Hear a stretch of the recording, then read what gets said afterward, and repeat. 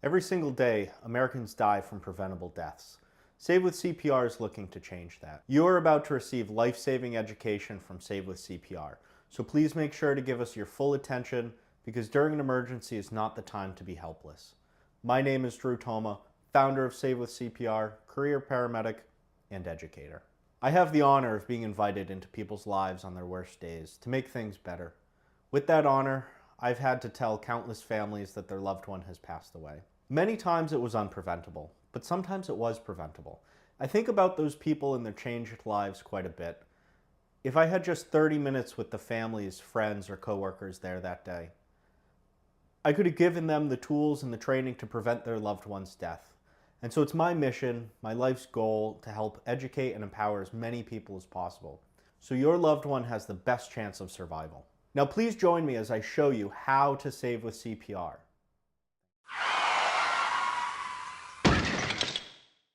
I think I just recognized an emergency, which is the first step to recognize an emergency. You have to be open to obvious as well as ambiguous signs, such as loud noises, a person not moving, someone who appears to be confused, bleeding, or even contents leaking out of vehicles or containers. If you suspect an emergency, don't immediately move towards it, but instead call 911 from any phone within the United States. They will first need to know your location of where you are, then they'll ask details about the situation. Also, never be afraid of calling 911. Even if it isn't an emergency, nothing bad will happen. It's better to call and not need it than to not call 911 in an emergency. If you call 911 by mistake, that's okay. Stay on the line, talk to the call taker, let them know that this was a mistake. Otherwise, they'll have to spend resources trying to find you. So now that we've recognized an emergency and help is on the way, should we jump in and help? Well, not so fast. You can't render aid if you become a victim yourself. So never enter a scene that is potentially unsafe. If you see multiple people not moving, it's not safe. If you hear gunshots or other ominous sounds, think about those horror movies and the characters that go to investigate. No thank you. If you see fluid leaking from a vehicle or a container, or if you see downed telephone poles, do not approach. They may be energized, the contents that are leaking could be hazardous. So again, call 911, activate first responders, and help other people not approach or enter this unsafe scene. Also, if you're in or around the road, understand that many first responders and tow truck operators die every single year from bad drivers and accidents. So stay away from the roadway if you're able to, especially with vehicles whizzing by. If you're ever stranded on the side of the road, get yourself as far away from that road as possible, including the other side of the guardrail.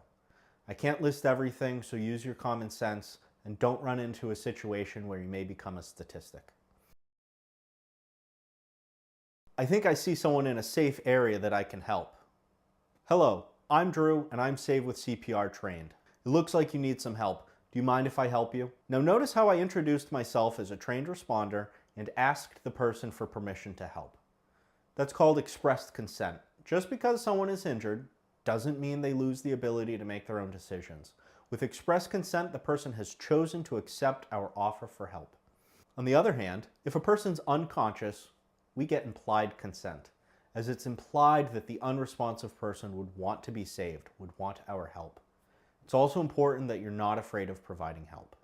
All 50 states have Good Samaritan laws, which protect you from legal liability as long as you act within your scope of training and you're being reasonable. Each state's different, so I suggest you research your state's Good Samaritan laws. But keep in mind, these laws do not protect you from injury or disease. That's why it's important to utilize personal protective equipment, or PPE. When dealing with bodily fluids, it's important to recognize that we may be exposing ourselves to disease, which we probably don't want. So what can we do to stay safe? Well, make sure to put gloves on before touching anything. We have a saying in EMS, if it's warm, wet, and sticky and not yours, don't touch it. So make sure you properly remove your gloves when done, and do not touch your face until you've washed your hands with warm running water and soap for at least 20 seconds. The last thing I'll bring up before we move on is being kind to and helping yourself. Seeing, responding to, and being involved in emergencies, injury, and death are big life events. These events can consume us and our lives in a negative way, especially if our rescue efforts are unsuccessful. I want you to know that despite your best efforts, You're not guaranteed to be successful.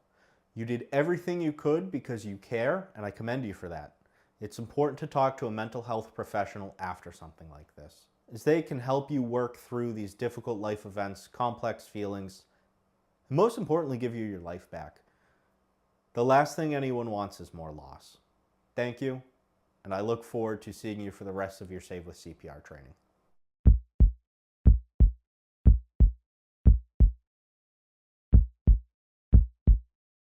Welcome to Save with CPR's Opioid Overdose course. In this course, we will get an introduction to opioid overdoses, opioids and their effects on the body, how to recognize an opioid overdose, how to respond to an opioid overdose, how to perform rescue breathing, some common myths of opioid overdoses, and then we'll review the material we've learned. This course will prepare you to respond to a person suffering from an opioid overdose and potentially preventing their death. Opioid overdoses represent a critical medical emergency with profound implications for public health and safety. Defined by the excessive consumption of opioids, these overdoses can result in life-threatening complications if not properly recognized and addressed. From prescription painkillers to illicit substances like heroin and fentanyl, opioids encompass a broad range of drugs that exert powerful effects on the central nervous system. By gaining a better understanding of opioid overdoses and equipping ourselves with the necessary knowledge and skills to respond effectively, we can play a vital role in saving lives and combating the opioid crisis. Opioids are a class of drugs that act on the body's opioid receptors, primarily located in the brain and spinal cord. These receptors play a crucial role in regulating pain perception, pleasure, and mood. When opioids bind to these receptors, they can produce a range of effects, including pain relief, euphoria, and sedation. When opioids bind to opioid receptors, central nervous system or CNS depression occurs. The CNS depression causes a decrease in a person's alertness, causing drowsiness and potential unresponsiveness. Additionally, the patient's respiratory rate, or how many times in 1 minute you breathe, also goes down. Your body requires oxygen to maintain normal function, and we receive that oxygen every time we breathe in. So, what you get in an opioid overdose is someone who loses awareness and experiences a decrease in oxygen intake. Their body continues to function until it is ultimately starved of oxygen and the bodily systems start to fail. A person overdosing will have a period where the overdose can be reversed and they can be saved.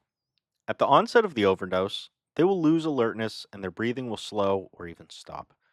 Without intervention, their body will starve of oxygen and their heart will stop. It is in this period that you can save them. Before we can save somebody from an overdose, we have to know what an overdose looks like. A person experiencing an opioid overdose may still have a pulse and exhibit any combination of the below signs. Pinpoint pupils, that means they're very small, they do not react to light. They're not breathing, or they have very slow breathing. We call this apnea. Altered mental status, unconsciousness, essentially they're not responding to you. And cyanosis. Cyanosis is a blue color to the skin, especially around the lips and fingertips, which indicates hypoxia, which means a low oxygen saturation in the blood. The most powerful sign of an opioid overdose is pinpoint pupils. So if you have a patient with pinpoint pupils, they're not responding, you're having a hard time telling whether they can breathe or not, that is an opioid overdose. So now that we've learned about recognizing an opioid overdose, how do we respond to an opioid overdose? But first, I want you to be mindful that there may be drug paraphernalia that could injure you, such as unprotected needles. When responding to an opioid overdose, remember the following things. First and foremost, call 911. By activating EMS, you'll get first responders there quickly. And if this is not an opioid overdose, that's okay. You can always send them back.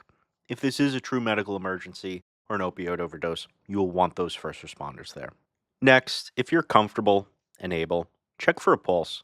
This may be the definitive way to differentiate between an opioid overdose and somebody who's in cardiac arrest and needs CPR. If you feel for a pulse and you do not feel a pulse, start chest compressions. Then look for the 4 signs of an opioid overdose. They are pinpoint pupils, apnea, which is not breathing or breathing very slowly, altered mental status or unconsciousness, essentially they're not responding to you, and cyanosis. So if you identify the signs of an opioid overdose, we're going to want to do two things. First, if comfortable, provide rescue breathing with one breath every 6 seconds. We'll discuss that technique next. Then, if available, provide Narcan or naloxone. This is a medication that will help reverse the opioid overdose. Rescue breathing will allow you to replace depleted oxygen in the victim's blood. 3 options of rescue breathing exist: mouth to mask, and bag valve mask. With either technique, you will want to provide one rescue breath for every 6 seconds. Mouth to mask are substantially similar. We'll consider them as one technique here. The difference being you would have a barrier device between your mouth and theirs versus not. So in mouth to mouth, pinch the victim's nose closed, tilt their head back, place your mouth over their mouth, forming a seal. Exhale one breath into their mouth, watching for chest rise and stopping when you see the chest rise. In an opioid overdose, you will deliver one of these breaths every 6 seconds. If available, you may use a bag valve mask, or BVM, to deliver rescue breaths. To use a BVM, place the mask over the victim's nose and mouth with your thumb and index finger, using enough pressure to form a tight mask seal. Then, tilt the victim's head back while keeping a tight mask seal. Deliver one breath over 1 second, stopping when you note chest rise. Then release the bag for 1 second, allowing the victim to exhale. You may repeat this once every 6 seconds until help arrives. Administering naloxone, a life-saving medication, is crucial in reversing the effects of an opioid overdose. Naloxone can be administered via prepackaged nasal spray by non-medical personnel. When you suspect an opioid overdose, call emergency services immediately. Administer the naloxone by placing the nozzle of the nasal spray into one nostril of the victim and pressing the plunger firmly. Observe the person closely. If there is no response within 2 to 3 minutes, administer a second dose. Naloxone temporarily relieves the overdose effect, providing critical time for medical professionals to arrive and offer further treatment. It is important to stay with the person until help arrives, as multiple doses may be required to keep the person stable. Let's take another look at the atomizer and how to use it.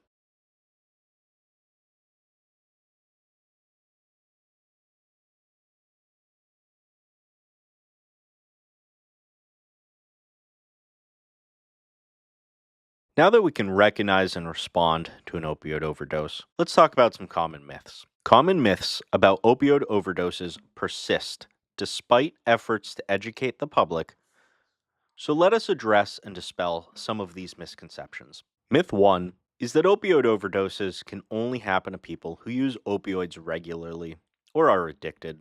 In reality, opioid overdoses can occur in individuals who use opioids infrequently or even for the first time. Anyone who consumes opioids, whether prescribed or obtained illicitly, is at risk of an overdose, regardless of their level of use or addiction. Myth number 2 is that opioid overdoses are always fatal. When in reality, opioid overdoses can be life-threatening.